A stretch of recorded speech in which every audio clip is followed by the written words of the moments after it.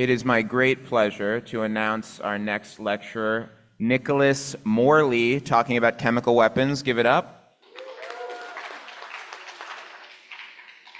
Hey everybody, if you don't know me, I'm Nick Morley. I'm a EMIM PGY5. This is a lecture on biochemical warfare agents, or how I stopped worrying and learned to love PP, with thanks to Drs. Daniel, Dukas, Morellis, and Silverberg for assistance with this talk. All right.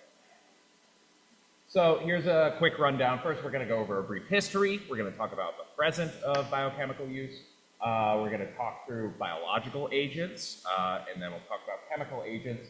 And we'll talk about how our health systems think about these in terms of the hazard vulnerability analysis, and then just some clinical practice recommendations based on this. So first, a little background. What is a biological weapon? Well, it's bacteria, fungi, or viruses designed for inflicting casualties. They are living things. That is the important differential between them and chemical weapons. So it also includes certain delivery methods for those biologics. There's a severity classification where A classification is the most dangerous, B is less so, and C is less so. And these have different levels of control and monitoring in international law. Now, what is a chemical weapon? This is a non-living chemical structure toxic to humans unless used for purposes that are permitted. These are so-called dual-use agents that can be both a weapon, but then also can be useful for industry. Schedule 1 is the most severe, Schedule 2 and then Schedule 3 less severe and dangerous. They can be naturally derived, such as Botox, botulinum, or ricin, or synthetically derived, which is the vast majority of them. And we've had biological and chemical warfare for as long as warfare has existed, but only recently it's become a far more common and industrialized part of our lives. Going a bit further back, the earliest known usage and documentation of biological warfare was the so-called Hittite plague in the war between the Hittites and the Egyptian pharaohs.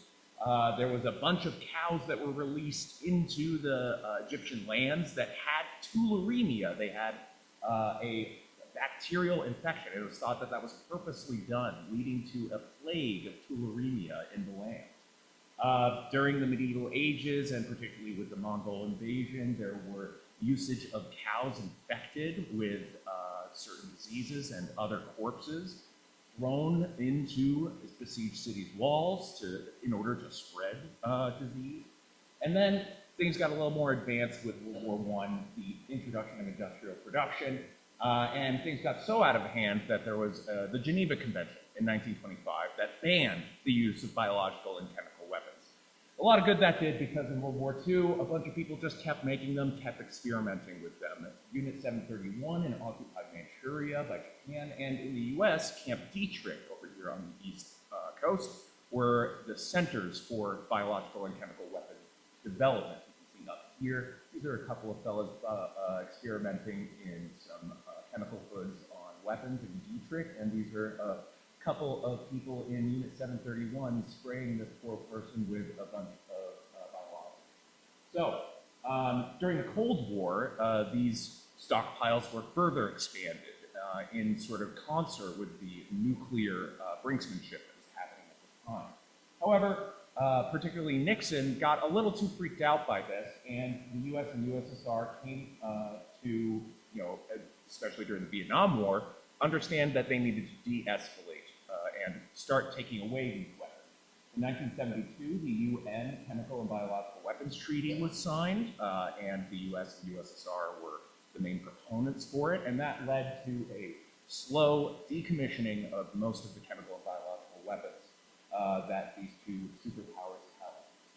So this is the fundamental obligation of each state party to the convention lies in its commitment never in any circumstances to develop, produce, stockpile, or otherwise acquire or retain microbial or other biological agents or toxins, weapons, equipment, or means of delivery designed to use such agents or toxins for hospital purposes. So everybody signed on to that. So why are we talking about them? As Mao once said, political power grows out of the barrel of a gun. So military force is what determines what is permitted, not necessarily the law of the land. So chemical and biological weapons continue to be used to this day. For example, during the Iran-Iraq War, sarin, Somon, and VX chemical agents were used by both parties. Sarin gas was unleashed by the Alan Shinriko cult in the Tokyo subways in 1995. There was the Amerithrax scare in 2001, where anthrax powder was sent through the mail to journalists and politicians. Throughout the 90s, there were attacks of sarin gas against the Iraqi Kurds in Kurdistan. Sarin and chlorine were utilized during the Syrian civil war by the regime against the rebel groups in that country. There's been white phosphorus attacks by Israel in Palestine, Lebanon, and Syria. Chemical weapons assassinations grew in popularity in the 2010s, and there have been multiple extant biochem programs and stockpiles being rebuilt by various countries throughout the world. So this is a assessment by a former deputy national intelligence officer in the team. Basically, the new uses of these weapons has likely incentivized the future use and development of biological weapons agents. So this is a nice little comparison map of these are all the people who have ratified the Chemical and Biological Weapons Treaty as of 2022. At the same time, these are the countries that allegedly have these, tan ones, active chemical and biological weapons programs currently ongoing. So these are things that are currently happening. So let's talk about some biological agents here. These are things that are occasionally board tested. They are rare, but they are still important to recognize. So first, Q fever. So this is a disease caused by the Coxiella burnetii bacteria. It's gram-negative and obligate intracellular, and it's transmitted via aerosols. It is kept in ruminants. It sort of is found mostly in sheep, pigs, cows, and then through aerosols can be transmitted to a human. So it is incredibly infectious. It is the most infectious bacteria that we have known to science. It has an ID50, meaning this is the number of particles necessary to cause an active infection in 50% of individuals of 1. So it has been used in a number of different contexts. So Project Whitecoat, right after World War II, the US Army is like, let's figure out how these biological weapons work. They just recruit a bunch of soldiers and say, hey, you guys want to get sprayed with some stuff? And they do. They get paid to do so, and this was one of the most popular ones used. There was a Netherlands outbreak in 2007 to 2010 from a biological research center, and that caused a number of deaths. So it has been stockpiled in the US.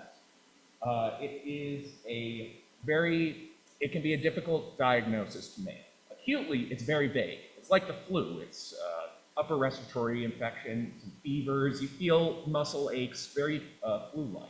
However, chronically, it develops these nodules and abscesses and masses with possible endocarditis weeks to even months after the initial infection. So it's a very indolent process.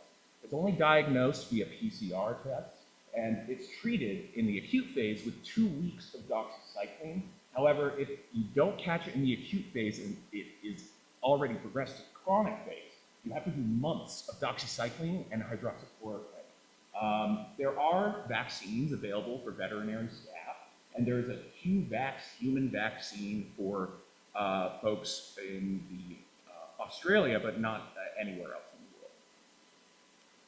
Next, we have Yersinia pestis, the bubonic plague. This is a gram-negative coccobacillus, facultative anaerobe, does not have any spores.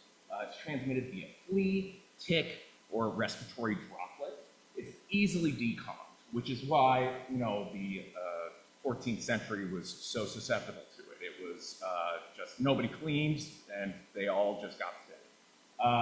The Mongols were alleged for using bubonic plague-ridden corpses in their sieges. It was used by Unit 731 during the Sino-Japanese War. It was also alleged to be used in the Korean War as well. So there are 3 clinical syndromes that it presents with. The bubonic, which you can see down here, you have a doctor palpating a patient this is in India. Touching on a bubo over the inguinal area, these huge lymphadenopathies. those refer to as EVOs. There's also a mnemonic syndrome where you get a sort of BARDS-like picture where the infection primarily takes up the lungs. And then there's septicemic up here in the middle with the foot. Basically, somebody with a septicemic Yersinia pestis infection is going into DIC from the infection. It is terrible with a very high mortality rate. All three are treated with gentamicin or fluoroquinolone or streptomycin and relatively easy to treat. They're diagnosed by blood culture or PCR. There is no effective vaccine against Yersinia pestis currently available, and there is, even in the bubonic stage, a fairly high fatality percentage. So this is a very dangerous agent. Next is Francisella tularensis, the causative agent for tularemia. So this is gram-negative coccobacillus. It's an aerobe. There's no spores, and it's intracellular. It's transmitted via skin contact and respiratory droplets. It's also referred to in the past as a lawnmower disease because it stays in rabbits, snakes, corpses for a long time. You push a lawnmower over it, it aerosolizes it, and then you inhale. There are incidents in history of the Hittite plague, as I mentioned earlier, and also in the Korean War. So there are two main clinical syndromes. There's the ulceroglandular, as in this picture here, where you get a very inflamed, tender lymphadenopathy. And then there's also pneumonic, where you often get usually one-sided, but it can be bilateral in rare cases, infection. So it's treated with streptomycin, gentamicin, doxycycline, or ciprofloxacin, take your pick. Blood culture, PCR is the diagnosis. There was a live vaccine in the USSR that was used, but it was never approved beyond lab personnel in the US. So salmonella, this is also important to know because we currently have a couple of outbreaks of salmonella in this country, also known as typhoid fever. It's a gram-negative bacillus, it's an anaerobe, it's transmitted via the fecal-oral route, so usually through contaminated water sources. So alleged incidents include the British Army in the Second Boer War, Unit 731 in Manchuria, cast bread in 1948 in Israel-Palestine, and 1984 up in the northwest, the Pacific Northwest, a bunch of cultists called the Ratinishi poisoned salmonella areas in order to lower voter turnout in a local election, and they got their guy elected. There's a documentary about it, you should check it out. The initial presentation, high fevers, like 105, 106, nausea, vomiting, and classically diffuse diarrhea. You get these salmon spots, this rash over you, and you can have this sort of furry tongue. And now it's not due to candidiasis, and this can be, sort of a distractor to make you sort of think, oh, is this HIV? Is this immunosuppression? No, this is a reaction to a salmonella infection. It can also lead to ulceration, severe ulceration throughout the GI tract. It's treated with supportive care and a fluoroquinolone or a macrolide, and often these patients, they will very frequently get infections in the gallbladder, and so they are treated prophylactically, sometimes with cholecystectomy. It's diagnosed with blood culture, stool culture, or PCR, and there are vaccines actively in development, but some that have been produced and are being tested are only effective in adults, not in children. All right, Bacillus anthrax. So this is a gram-positive rod, an aerobe, and it's spore-forming. It's important to note spore-forming because this allows for these agents to be stored easily. I think the oldest anthrax infection was from like 1300s sort of wine or beer big site in France, and somebody got infected with anthrax there. It's not easily transmittable person to person though. It's mostly transmitted by those spores. It's been used as a biological weapon since 1914. The spores survived for decades, centuries, and it's quite resistant to decontamination procedures because of those spores. Alleged incidents include South Africa's Project Coast in the apartheid era, 1993 Amsterdam subway attack, where they tried to use anthrax on the subway prior to their sarin attack. Turns out it was anthrax that was used for testing, and so it wasn't actually live anthrax. And then the 2001 American attacks, which were So there are 4 clinical syndromes. There's the cutaneous anthrax, which classically you get on board questions as a sheep farmer has a sort of eschar-like lesion, what's going on. There's inhalational anthrax, which you get primarily through the inhalation of spores and leads to these large effusions and abscesses in the lungs. There's GI tract anthrax, which is usually from eating spores that can cause ulcers and abscesses throughout the GI tract. And finally, anthrax meningitis. Very rare, but also very deadly. The anthrax meningitis, all these are treated fairly similarly in terms of antibiotics. Anthrax meningitis is the only indication that you have for giving an anthrax antitoxin. If the patient is unstable, you can also consider giving the antitoxin. The diagnosis is made by blood culture and PCR, and there is a 5-dose Biothrax vaccine available to people who are at risk of exposure, but it takes around 2 months to complete. So not exactly helpful in the cases of an attack or outbreak. All right, variola virus. So this is something that's quite interesting to me personally. This is the only virus that humanity has ever managed to completely eliminate. I think that is something of an achievement for civilization and ourselves as a species. However, it still exists. Why does it exist? Because it was very useful as a weapon, because we have completely eliminated all natural immunity to it. So it is transmitted via droplets. It has been used in Pontiac's War, which was one of the last wars of East Coast Native American tribes against British colonies. This was where the smallpox blankets came from, that settlers would put blankets with people who had smallpox and gave them as gifts to the Native American groups. Unit 731 also experimented with smallpox in Manchuria.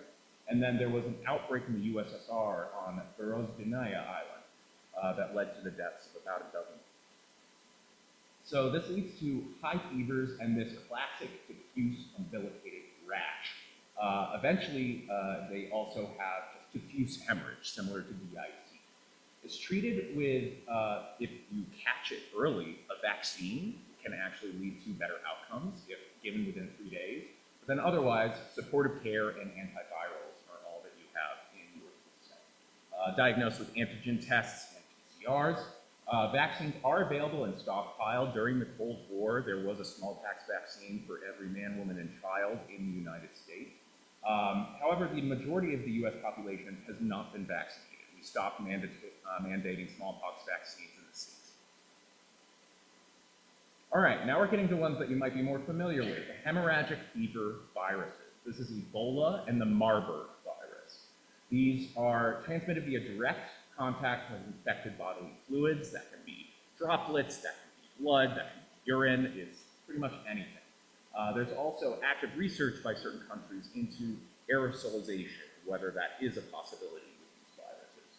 There's no known use as a weapon, but there have been stockpiles present, and there has been heavy research during the Cold War into the weaponization of both of these agents. So these begin with high fevers, aches, headaches, and sore throat, and then they develop into internal and external hemorrhage. You've probably seen a lot of the very scary photos from the Congo, people who have bloodshot eyes, have lots of bloody nose, and then the diffuse hemorrhages and TPA in the mouth. This is the beginnings of the serious phase of these hemorrhagic viruses. There's a mean average 50% fatality for Ebola, and then 70% for the Marburg virus. The treatment is supportive care, and there is the development of antivirals currently for Ebola, which is promising. There's also been a Ebola vaccine since 2019. However, the Marburg virus does not have a vaccine. The Marburg virus, because of its increased mortality, doesn't spread nearly as fast or as wide. So the diagnosis is usually made with antigen tests or PCR. All right, that's biological weapons. Let's get to the chemical weapons. So this is just a quick description of a direct eyewitness of the very first use of chemical weapons in war, on an industrial scale. There was a bunch of Canadians fighting on the line in World War I. off to the side of the French. Dusk was falling when from the German trenches in front of the French line rose that strange green cloud of death. The light northeasterly breeze wafted it toward them, and in a moment death had them by the throat. One cannot blame them that they broke and fled. In the gathering dark of that awful night, they fought with the terror, running blindly in the gas cloud, and dropping with breasts heaving in agony in the slow, poisonous suffocation mantling their dark faces. Hundreds of them fell and died, others lay helpless, froth upon their agonized lips, and upon their racked bodies, powerfully sick, with tearing nausea at short intervals. I like this quote because it just gives you the entire toxidrome of chlorine gas. That's like, they're doing a very good description. All right. So, let's start off with less lethal agents. So these are, maybe you've even experienced these yourselves at any protest or riot. These are commonly known as lacrimators, basically chemicals to make it so uncomfortable for you crying and coughing and sneezing and just feeling unpleasant that you want to leave and not be around anymore. Basically, these are chemicals that react with water and cause irritation in the eyes and respiratory tract, leading to the symptoms. They're non-lethal, but there are cases of multiple deaths when they've been deployed in particularly crowded spaces or insufficient concentrations, like during the Tahrir Square protests for the CS gas. And some of these gases also are abortifacients. If a pregnant person has been exposed to them, it's important for them to know that there is a risk that they could be having complications with their pregnancy. Most of them have these two-letter that don't really correspond to their actual name designations. OC is capsaicin, the same active ingredient in most hot sauce. CS gas, which is 2-chlorobenzalmonitrile. CN gas, which is phenacyl chloride, is not actually cyanide, which is the active ingredient in mace. And there are many, many, many, many more, which are trying to become less lethal, but make you cry more.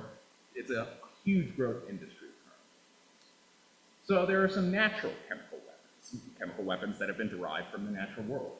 Probably the most infamous and notable is ricin. Basically, this is a toxin that deactivates our ribosomes within the cell, leading to decreased protein formation and then death within 3 to 5 days because the cellular machinery of your body does not function anymore.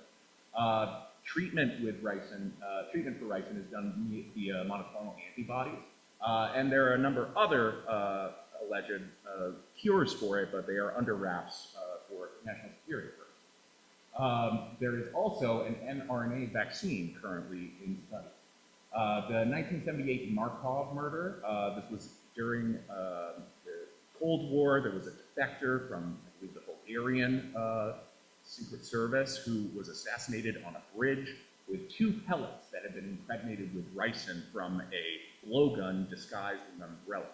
And then there was the 2003 ricin letters, which I believe only injured people, did not kill anyone. This is easily grown from castor oil beans and made in any garden.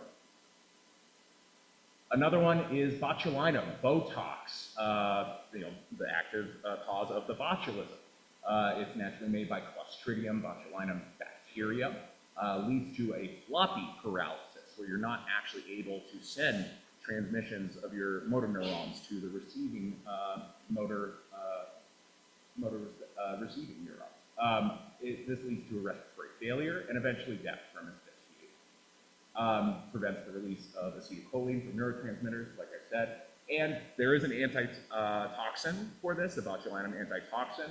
And supportive care is very important. Frequently, if you see a botulism case, you have to consider intubation early on or airway protection because this antitoxin is not immediate. It takes time to work.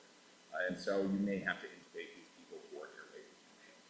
Neither of these are particularly good weapons because they can't be mass-produced and then aerosolized. They sort of just have to accidentally ingest them for them to actually work. So a lot of research has been put into them for weapons, but they haven't been used.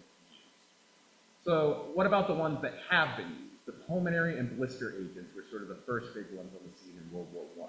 This is one of my favorite pictures from Wikipedia here. Gaseous chlorine stored inside a 500 milliliter plastic water bottle. It is not recommended to store chlorine in this manner. So chlorine and phosgene were some of the first chemical gases to be deployed on mass scale across the battlefields of World War I. These are only really effective in the pulmonary system. So PPE was incredibly effective, still is incredibly effective for these. Just wearing a gas mask was enough to survive these attacks. So more irritating gases were made, called the blister agents or vesicants.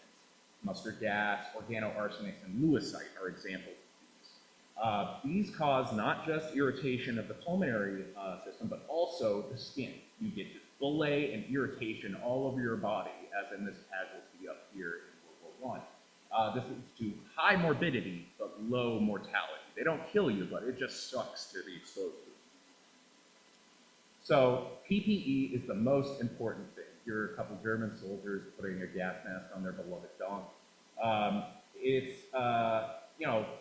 There isn't any actual medical way to treat these agents once exposed. There are things called PRTB4 inhibitors, which would be a possible pulmonary antidote, but those are still very far way off from being actually.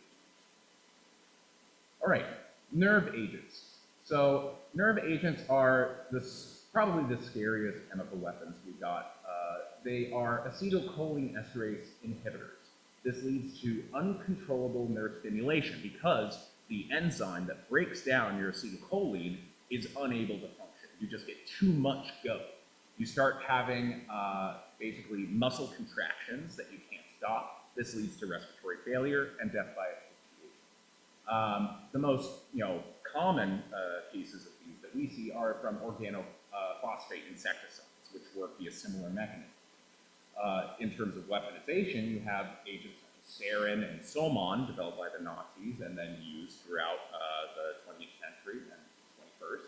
There's also VX, which was developed during the Cold War and represents a far more intense version of sarin and somon. And then there is Novichok, which is the Russian government's latest development of nerve agents, and which we know very little about. Alleged incidents include the Iran-Iraq War, here, the 1995 Tokyo Aum Shinrikyo subway attack, the 2017 Kim Jong-nam assassination, where two people who each had a different substrate of VX on their gloves both touched the face of the brother of Kim Jong-il, and that combined to create VX on his face, and he died within 15 minutes. And then the 2018 Salisbury attack, where Novichok was used against a Russian dissident in the UK. So, prevention. Basically, we have these wonderful little agents. We can give pyridostigmine. This increases the amount of acetylcholine esterase inhibition necessary to cause lethal symptoms. So it acts as a sort of buffer. And frequently, the U.S. Army will give troops, going into an area where there might be nerve agents, some pyridostigmine ahead of time.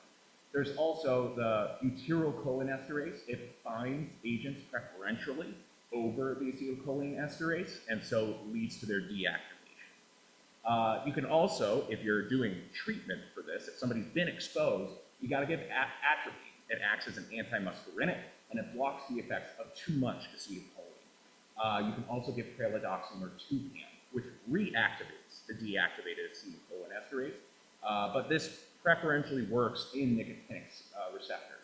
Often, in a real situation, I would probably just give both to hit both the nicotinic and muscarinic. So then here's some other ones. White phosphorus. This is a very strange chemical. In small amounts, it's used as a sort of smoke, but in large amounts, it is used as a chemical weapon. It can essentially melt you. It is a pyrophoric phosphorus. So whenever it comes into contact with air, it ignites. This means that if you have any still on you, it could continue to burn. So in people exposed to white phosphorus, decon is essential. Getting all of their clothes off, washing them off in a shower is the best way to prevent further damage. Then there's also Agent Orange, seen here being spread in the Vietnam War. This is the most popular of the rainbow herbicides developed during the Vietnam War to try to thin out all of the vegetation that was theoretically losing the war. The unfortunate thing is that it causes a lot of negative human effects. Birth defects, cancers, diabetes, and heart disease were all markedly increased in people who were exposed to Agent Orange. So what do we do about this? How do we think about these problems as a health system? We have these things called hazard vulnerability analysis. This is a process that health systems use to identify risks and then also think about how prepared are we realistically for these risks. It's for governments, organizations, for hospitals. It was developed by Kaiser Permanente and is a nice little spreadsheet that takes the probability and multiplies it by the magnitude with the mitigation factors subtracted from it, leading to a percentage risk, roughly, of what is going on. The numbers are scales from 0 to 3, and a hazard vulnerability analysis is essential in any large organization's emergency operations plan. So how prepared are we here at downstate and Kings County for a biochemical MCI? Well, consider COVID, for example. These are the various areas that we rank from 0 to 3. What's the human impact of these things? Is the possibility of death or injury low, moderate, or high? What's the property impact? What are the physical losses and damages? What's the business impact, or the systems impact, the interruption of your regular services to other patients? What's your preparedness? What's your internal response? How effective is that? And then what's your external response? How much support do you have surrounding it? This is how you try to conceptualize responding to these problems. So, let's get some risk assessments in the chat. How ready do you all think Kings Downstate would be for an MCI for biochemical weapons?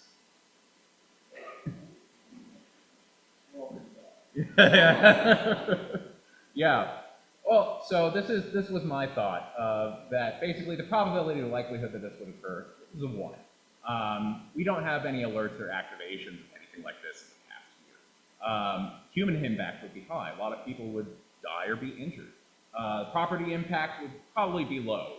Maybe you have to get rid of a bunch of stuff and equipment because it's contaminated. Otherwise, I don't see a lot of damage. Business impact would be high. If you hear there's a biochemical attack going on in East Flatbush, I don't think anybody's going to be coming around for their regular primary care anymore. Yeah, exactly. Yeah, the pre-planning, low. I don't think it's really prepared. We're really prepared for it currently. The internal response, I have faith in us. I know that's controversial, but I think we would have, even though we don't have great planning, we would be an effective team in responding to this.